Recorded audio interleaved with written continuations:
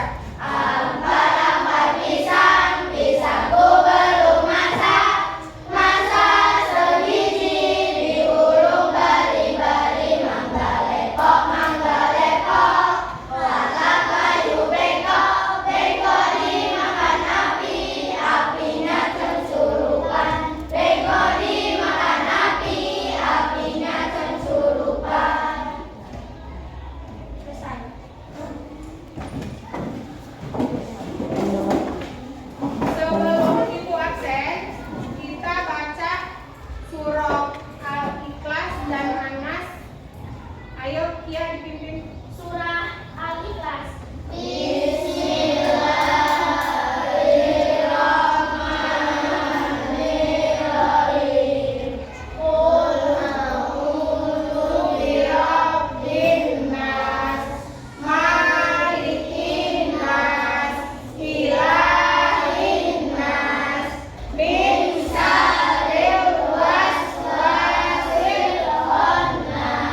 Allazi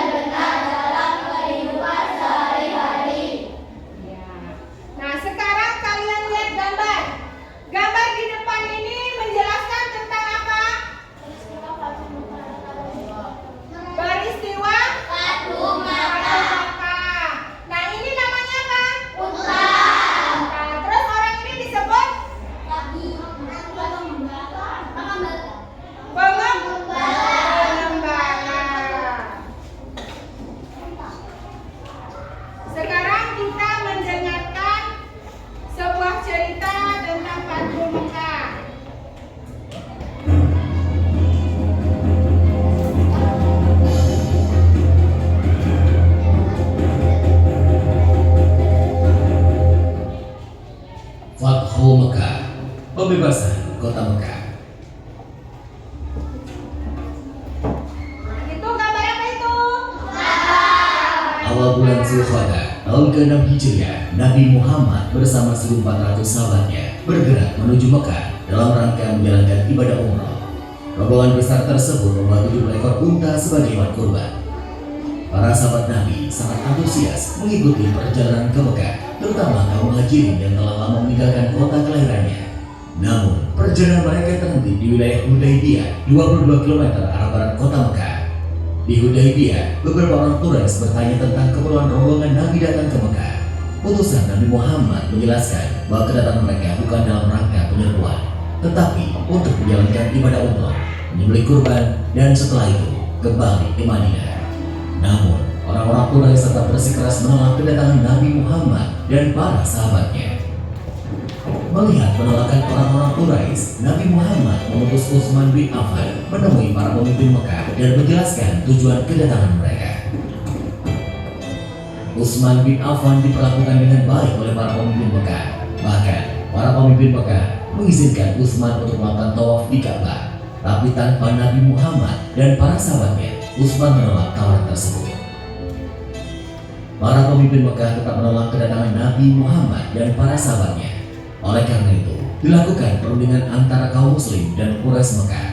Nabi Muhammad memimpin langsung delegasi kaum muslim, sedangkan delegasi kaum Quraisy dipimpin oleh diplomat senior mereka, Suhail bin Amr.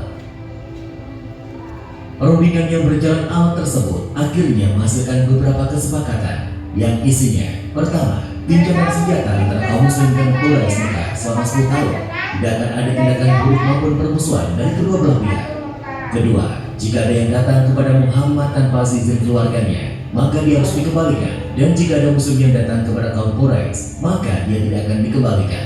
Ketiga, bebaskan kepada seluruh klan yang ada di Arab untuk menjalin kerjasama kepada kaum muslim maupun kaum Quraisy. Keempat, pada tahun tersebut rombongan kaum muslim belum diperbolehkan memasuki Mekah. Pada tahun berikutnya, kaum muslim baru diizinkan masuk Mekah selama 3 hari dan hanya boleh bersenjatakan pedang tanpa diurus. Kelima, perjanjian antara kaum muslim dan Quraisy Mekah didasari ketulusan dan kesediaan untuk melaksanakannya tanpa penipuan dan penyelewengan. Kesepakatan yang dikenal sebagai perjanjian Hudaybiyah tersebut dibuat rangkap 2, masing-masing untuk kaum muslim dan kaum Quraisy Mekah. Isi perjanjian yang dianggap merugikan pihak muslim itu membuat para sahabat keberatan. Namun, Nabi Muhammad berhasil meyakinkan para sahabatnya bahwa perjanjian tersebut sebenarnya sangat menguntungkan kaum muslimin. Setelah sekitar 20 hari berada di Hudaybiyah, Nabi Muhammad dan para sahabatnya kembali ke Madinah. Dalam perkembangannya, seperti yang tercantum dalam isi perjanjian, 2 suku yang saling berperang, yaitu suku Khuza'ah dan suku Bakar, menjatuhkan pilihan mereka. Suku Khuza'ah bergabung ke kaum muslim, sedangkan suku Bakar bergabung ke Quraisy. Mengikuti isi perjanjian Hudaybiyah, suku Khuza'ah dan suku Bakar juga melakukan gencatan senjata. Meskipun sepintas perjanjian Hudaybiyah merugikan kaum muslim, namun secara diplomasi, Nabi Muhammad meraih kemenangan politik melalui perjanjian tersebut. Kaum muslim diakui eksistensinya dan Islam diakui sebagai agama resmi di Jazirah Arab. Selain itu, kaum Quraisy Mekah juga mengakui Madinah sebagai sebuah negara. Perjanjian Hudaybiyah ternyata tidak berjalan sebagaimana mestinya. Ketika pihak Quraisy melakukan pelanggaran, suku Bakar melakukan penyergapan terhadap suku Khuza'ah di sebuah oasis. Penyergapan tersebut dibantu oleh Quraisy Mekah. Pelanggaran perjanjian Hudaybiyah membuat Nabi Muhammad dan para sahabatnya mengambil keputusan penting menyerbu Mekah. Sedangkan di Mekah, para pemimpin Quraisy yang menyadari pihaknya telah melakukan pelanggaran mengirim Abu Sufyan ke Madinah untuk melakukan diplomasi. Di Madinah, Abu Sufyan menemui Nabi Muhammad dan memberikan penjelasan panjang lebar. Namun, Nabi Muhammad tidak menghiraukan Abu Sufyan. Selain bertemu Nabi Muhammad, Abu Sufyan sempat menemui Abu Bakar, Umar bin Khattab, dan Ali bin Abi Thalib. Namun, tetap saja Abu Sufyan gagal menemukan jalan keluar. Didera putus asa, Abu Sufyan pun kembali ke Mekah. Setelah bertahun-tahun, jumlah pengikut Nabi Muhammad semakin besar. Kali ini, 10.000 pasukan muslim dengan persenjataan lengkap telah bersiap menuju Mekah. Parade panjang 10.000 pasukan muslim memulai perjalanannya ke Mekah. Kali ini, pasukan Muslim akan melaksanakan misi yang sangat menentukan, yaitu Fathu Mekah atau pembebasan kota Mekah dari tangan kaum Quraisy. Para pemimpin Mekah sama sekali tidak menduga kekuatan pasukan Nabi Muhammad. Nabi Muhammad membagi 3 pasukannya melewati jalan yang berbeda, sehingga musuh tidak bisa memperkirakan dengan tepat jumlah pasukan Muslim. Ketika pasukan Muslim memasuki Mekah, kaum Quraisy hanya bisa pasrah karena tidak mungkin melawan kekuatan sebesar itu. Abu Sufyan dan para pemimpin Mekah lainnya menyerah kepada Nabi Muhammad. Setelah menguasai Mekah tanpa pertumpahan darah, Nabi Muhammad mengambil keputusan yang tidak terduga dan tidak sesuai dengan tradisi bangsa Arab. Nabi Muhammad memerintahkan para pemimpin pasukannya mengucapkan Al-Yawm, Yaum Al-Marhamah, yang artinya adalah hari ini hari kasih sayang. Nabi Muhammad mengampuni semua penduduk Mekah dan melarang pasukannya melakukan pertumpahan darah. Hari itu, 17 Ramadan tahun ke-8 Hijriah, Mekah berhasil dibebaskan dari kekuasaan kaum Quraisy Mekah. Saat itu juga, berhala-berhala yang berada di sekitar Ka'bah dihancurkan. Pembebasan kota Mekah menjadi tonggak sejarah, tidak hanya di Jazirah Arab, tetapi juga di seluruh dunia. Nabi Muhammad tampil sebagai pemimpin yang memberikan contoh bagaimana semua menaklukkan pusat kekuasaan musuh tanpa pertumpahan darah, sekaligus tanpa pembalasan dendam. Dalam tradisi Arab, pihak yang kalah akan menunggu giliran untuk dieksekusi. Namun, Nabi Muhammad menghapus tradisi tersebut. Pihak yang kalah telah diampuni.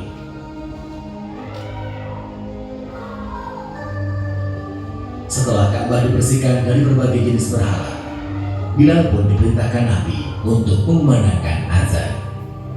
Siapa yang azan?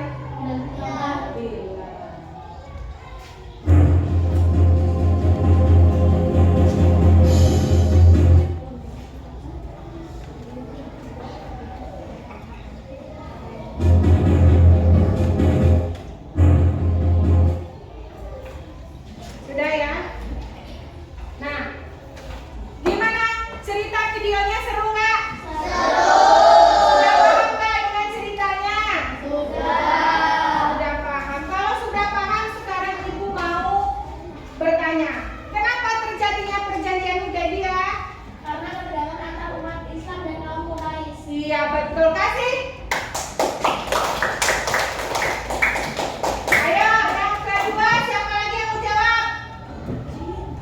Andin, ayo, apa lagi jawabannya Andin? Kaum Quraisy melarang Rasulullah SAW dan para sahabatnya masuk ke Mekah. Iya betul, kasih apresiasinya lagi.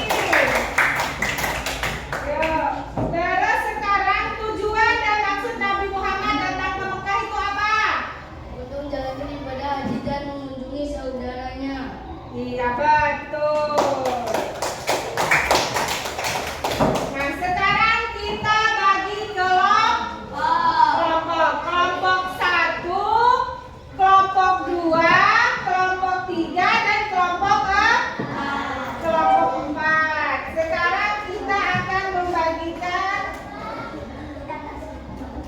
LKPD sebagai posternya ya.